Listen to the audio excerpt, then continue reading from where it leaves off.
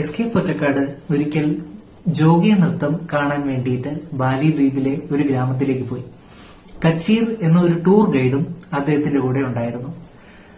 S K Pottekkatt വരുന്നതറിഞ്ഞ് ജോഗിയ നൃത്തം നടക്കുന്ന ആ സ്ഥലത്തെ മൂപ്പൻ എസ് കെ പൊറ്റക്കാടിന് അല്ലെങ്കിൽ ഒരു ഇന്ത്യൻ താമോ അല്ലെങ്കിൽ ഒരു ഇന്ത്യൻ അതിഥിക്ക് ഇരിക്കാൻ വേണ്ടി ഒരു ഇരിപ്പിടവും സജ്ജമാക്കി.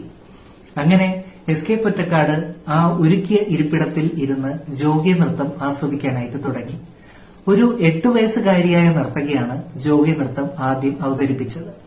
ഇതിൽ വളരെ കൗതുകകരമായിട്ടുള്ള ഒരു ആചാരം എന്തെന്നാൽ ഈ ഒരു നർത്തകി തന്റെ കയ്യിലുള്ള വിശറി കൊണ്ട് ഏതൊരാളെയാണോ തൊടുന്നത് ഉടനെ ആശാൻ അവിടേക്ക് വന്ന് ആ തൊട്ട ആൾക്ക് ഒരു കച്ചമുണ്ട് കെട്ടിക്കൊടുക്കും. കച്ചമുണ്ട് കെട്ടിയതിനു ശേഷം ഈ വിശറി കൊണ്ടോ തൊട്ട ആ ഒരാൾ ഈ ജോഗിയ നർത്തകിയെ പോലെ നൃത്തം ചെയ്യണം. കൊണ്ട് നേരെ എസ് കെ പൊറ്റക്കാടിനെ തന്നെ ചെന്ന് തൊട്ടു. ഉടനെ തന്നെ ആശാൻ കച്ചമുണ്ടുമായി എസ് കെ പൊറ്റക്കാടിന്റെ അടുത്തെത്തി. തൊട്ടടുത്തുണ്ടായിരുന്ന കച്ചീർ പറഞ്ഞു, ഉടനെ എണീറ്റ് നൃത്തം ചെയ്യണം, ഇല്ലെങ്കിൽ അത് ഗ്രാമ ആചാരങ്ങൾക്ക് വിരുദ്ധമാണ്. എസ് കെ പൊറ്റക്കാട് ഈ ഒരു പ്രശ്നം എങ്ങനെ കൈകാര്യം ചെയ്തിട്ടുണ്ടാവും? അദ്ദേഹം അത് വളരെ ബുദ്ധിപൂർവ്വമാണ് കൈകാര്യം ചെയ്തത്. എങ്ങനെയാന്നല്ലേ എസ് കെ പൊറ്റക്കാടിന്റെ ബാലി ദ്വീപ് വായിക്കുക.